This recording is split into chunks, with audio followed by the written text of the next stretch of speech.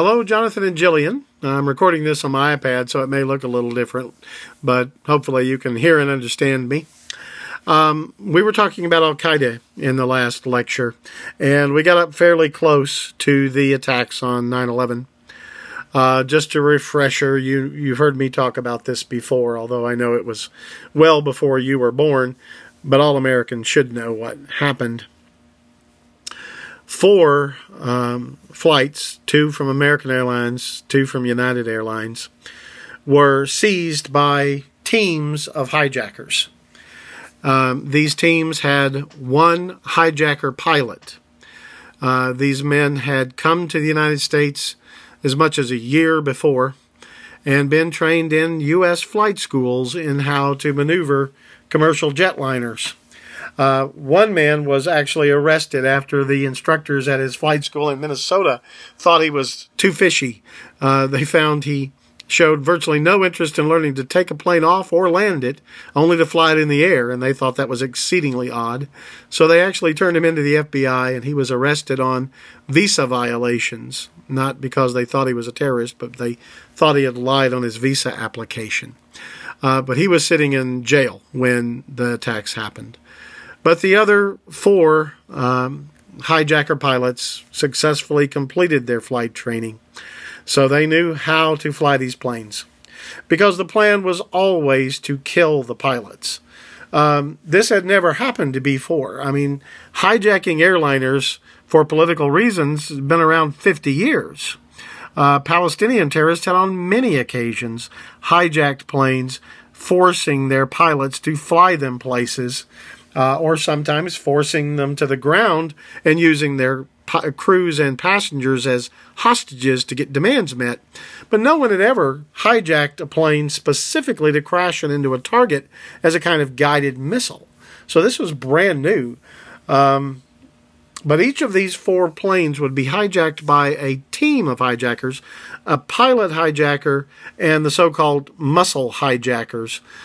These were men armed with box cutters, kind of razor blades in a holder used for cutting open boxes that are taped shut.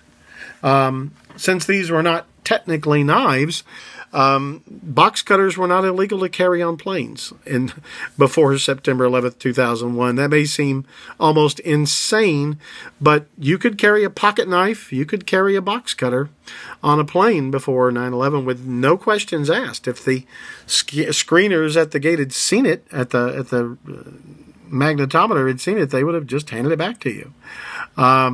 So these men used the box cutters. The idea was to grab a flight attendant, hold him or her hostage by putting the box cutter to their throat and getting the cooperation of other people by saying they would kill them if they didn't cooperate.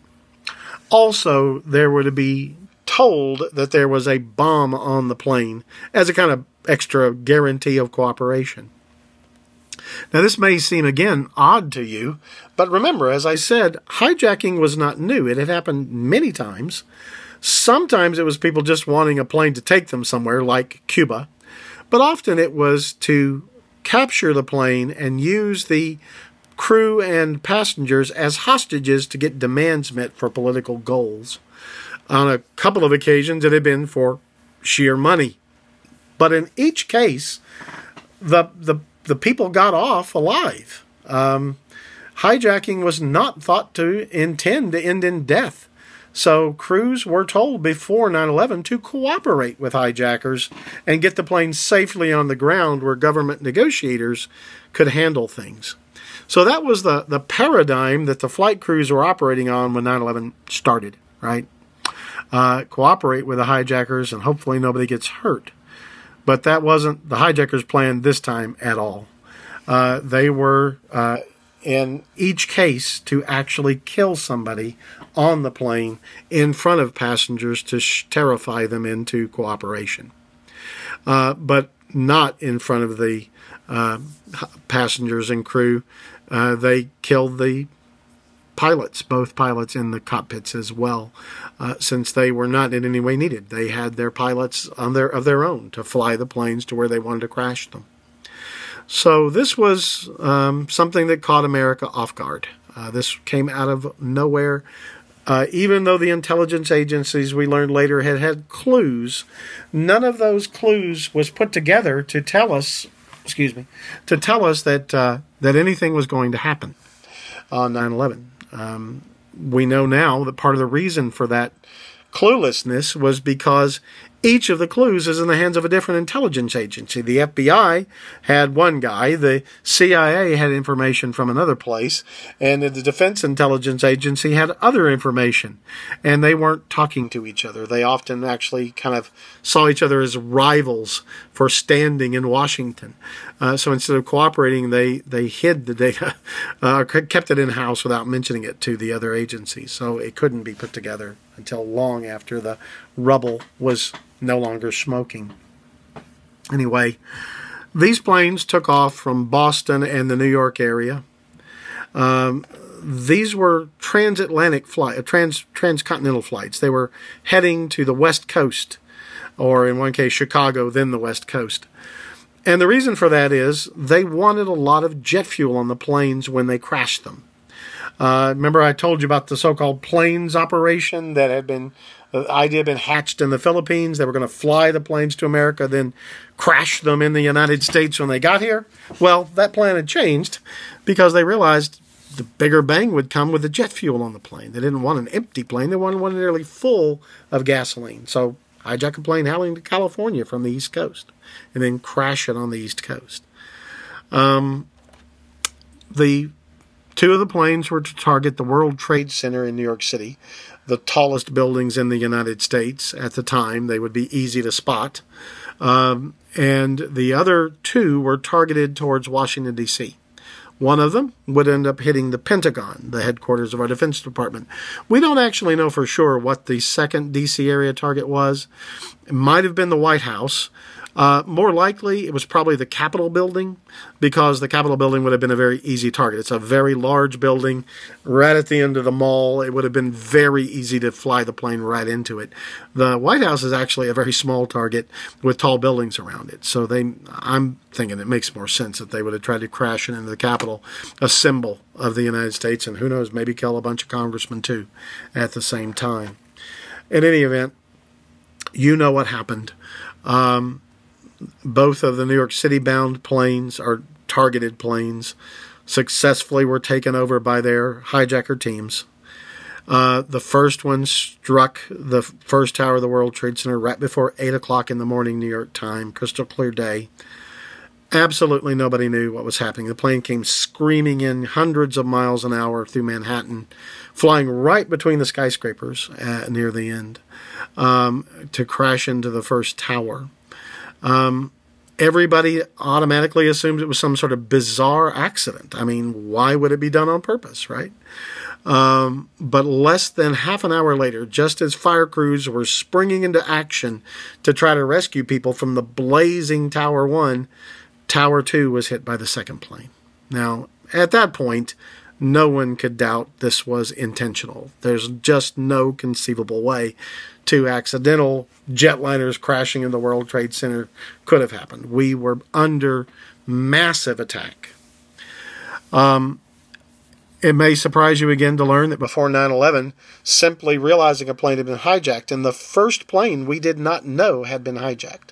A message had come in to American Airlines headquarters that indicated there was a problem on the second plane by the time the first plane had hit.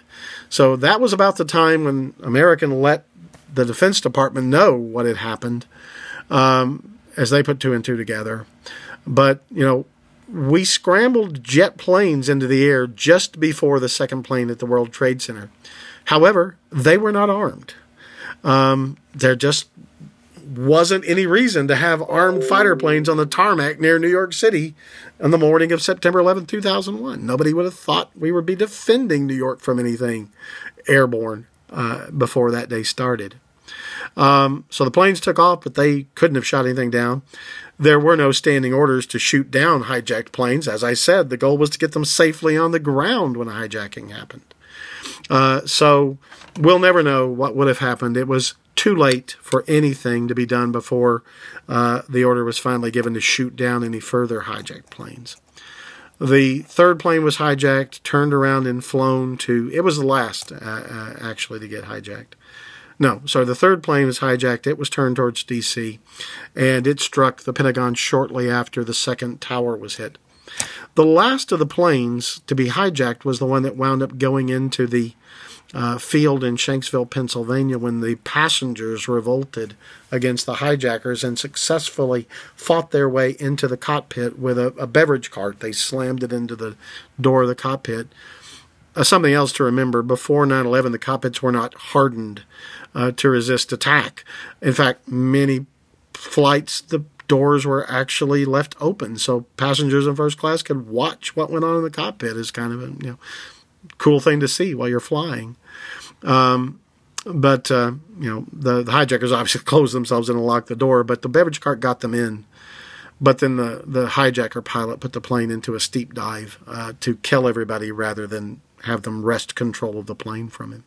There was a private pilot among the passengers, and he thought he might be able to land the plane. But it never happened. The plane crashed, but they probably did save a target in Washington, D.C., perhaps the Capitol, maybe the White House. So you could say they sacrificed themselves. By that time, of course, people on that plane had been able to get a hold of their loved ones by cell phone, and they told them what was going on. They knew they were not going to be landing. They were going to be killed regardless, so they might as well try to save themselves and others by taking over the plane. And they did heroically fight their way to the cockpit, but they were killed. So it was a very confusing day.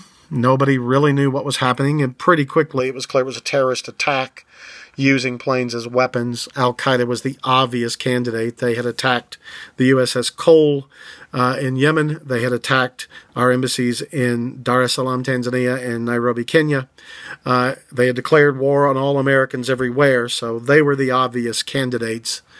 And it proved very quickly to be the case. Osama bin Laden released a film a few days later bragging about their success. So he took credit. So it clearly was, 9/11 was clearly their doing. It became clear where the plan had been hatched, where the hijackers, the muscle hijackers had been trained, was Afghanistan. So we would plan an attack on Afghanistan to begin in November 2001. And we'll talk about that in the next lecture. Thank you.